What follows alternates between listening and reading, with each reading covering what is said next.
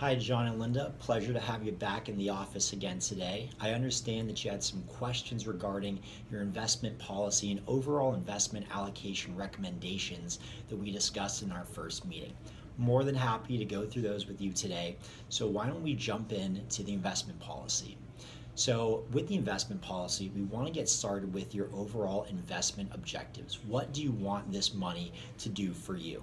So, objective number one is for both of you to retire as soon as possible. So, with a lot of the other planning and projections that we've done, we've got that targeted for early to mid 2017. Objective number two dovetails off of that in terms of having enough capital and having that capital properly invested in order to meet your income needs. And so we discussed what those will look like. And so this will shape how we invest the assets in order to generate the level of income that you require.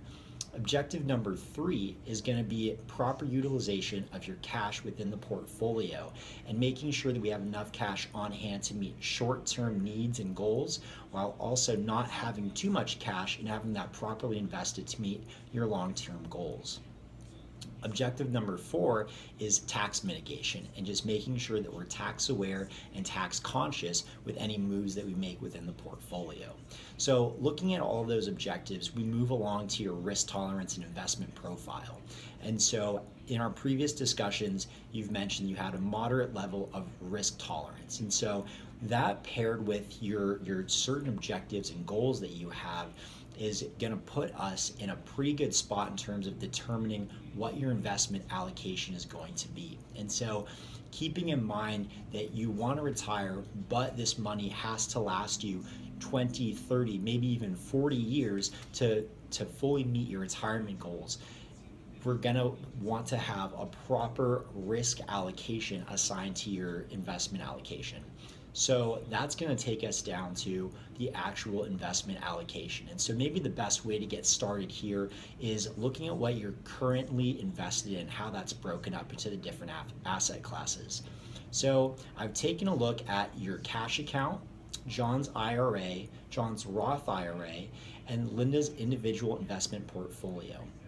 The total of these assets is $990,000. So looking at how those are broken up across the different accounts is roughly 51% in equities, 32% in fixed income, and 17% in cash and money market equivalents. And so right off the bat, a pretty decent mix, very close to what I would recommend, but I recommend the following tweaks to your investment allocation in order to meet your goals and risk tolerance and needs.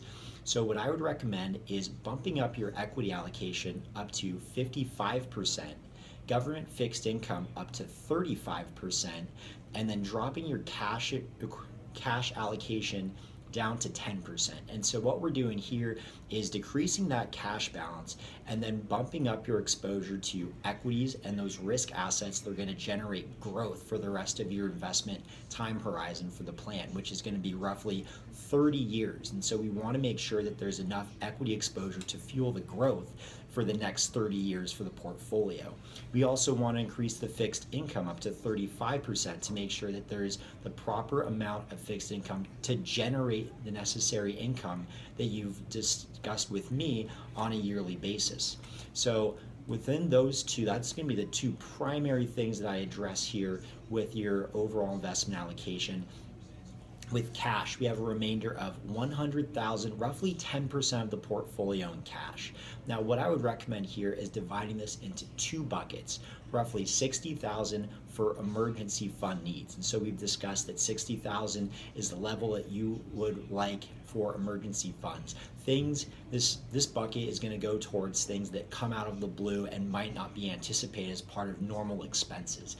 The other $40,000 will hold within Linda's individual investment portfolio, ready to implement in the event that there's an investment opportunity, in the event such as a market pullback where we might see an advantage in buying assets while they're a little bit cheaper. So that's kind of the broad overview of the investment allocation that I would recommend: 55% equities, 35% fixed income, and 10% cash. The broad theme here is increasing your exposure to these assets that are going to generate both growth and income for your portfolio. Now, as we've discussed, when you start selling both your primary home and your vacation home, we're going to take those net proceeds and apply them to the portfolio. What we'll do is, as those start to roll in, we'll divide those evenly among the existing balances in the account to make it match what our target allocations are.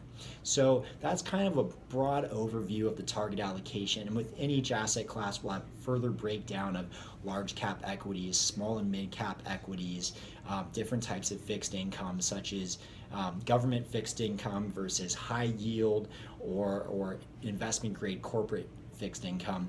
But that's the broad theme there in terms of how we want to divide your money to make it work best for you. So the next question is, how are we going to choose the actual investments to fill these buckets within your overall investment allocation? What actual investments are going to make up the portfolio? And so me and my research team here at my firm will go through a screening process looking through ETFs, low-cost mutual funds, and individual securities, both equities and fixed income, in order to fill every little piece of that investment allocation. It's going to be based on overall performance, true exposure to the type of asset class that we want in that space, and then fees and efficiency. So we don't want to invest in a lot of high cost mutual funds if it's not beneficial to the portfolio. We might try to find an ETF that's somewhat similar, that's a lot cheaper for you. So as we go through and implement these recommendations to your portfolio and we move on throughout this process, we'll go through review processes periodically. So that'll be quarterly. We'll go back and review your target allocation and see what's changed in the markets. And so if you have an X amount of equity exposure in your portfolio and markets do well and your equity portion of your portfolio runs up, part of our discipline process quarterly, we'll see that you've increased the amount of equities in your portfolio, take those gains off the top and take the proceeds and plug them into an asset class that hasn't done as well to maintain our balanced weightings in terms of our asset allocation.